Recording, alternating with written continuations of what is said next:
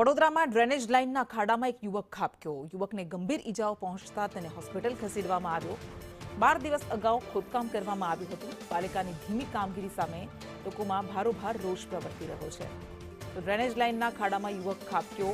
અહીંયા તંત્રની બેદરકારીને કારણે લોકોએ ભોગવવું પડી રહ્યું છે। 12 દિવસ અગાઉ ખોદકામ કરવામાં આવ્યું હતું અને ખાડો છોડી દેવામાં આવ્યો હતો। તેમાં આ યુવક ખાબકતા પાલિકાની ધીમી કામગીરી સામે લોકોમાં રોષ પ્રવર્તી રહ્યો છે।